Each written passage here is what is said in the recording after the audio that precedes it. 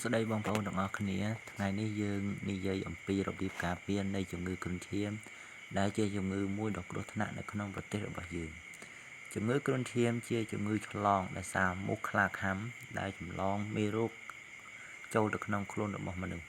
ដើម្បីការពារជំងឺនេះយើងត្រូវផ្ដោតទៅលើការកម្ចាត់ជំរកសត្វមូសនិងការពារខ្លួនរបស់យើងពីការខាំរបស់មូសទី1យើងត្រូវសម្អាតបរិវេណផ្ទះនិងជុំវិញផ្ទះឲ្យបានស្អាតល្អកុំទុកធុងដបកំប៉ុងឬក៏សម្ភារៈនានាចោលពាសវាលពាសកាលព្រោះវាជាជំរកសម្រាប់មូសពងដើម្បីញាស់ជាកូនមូសដើម្បីខាំយើងនៅថ្ងៃមុខបន្តទៀតត្រូវបដូរទឹកនៅក្នុងធុងឬក្នុងពាងឬគ្រឿងទី2យើងត្រូវប្រើវិធីការពារខ្លួនរបស់យើងពីមូសខាំតាមរយៈការពាក់អាវវែងខោជើងវែងជាពិសេសពេលព្រឹកនិងពេលល្ងាចត្រូវគេងនៅក្នុងមុងទោះបីជាយប់ឬក៏ថ្ងៃក៏ដោយដើម្បីការពារមូសខាំ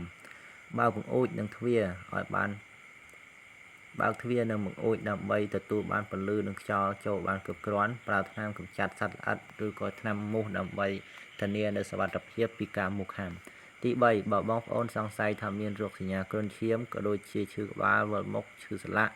ចេញកន្ទួលក្រហមនៅលើស្បែកសូមបងប្អូនប្រញាប់ទៅជួបគ្រូពេទ្យឬក៏ទៅមណ្ឌលសុខភាពដើម្បីទទួលបានការព្យាបាលដ៏ត្រឹមត្រូវសូមអរគុណសម្រាប់ការតាមដានសូមកុំភ្លេចចុច Subscribe ដើម្បីទទួលបានព័ត៌មានមានប្រយោជន៍បន្ថែមទៀតសូមអរគុណ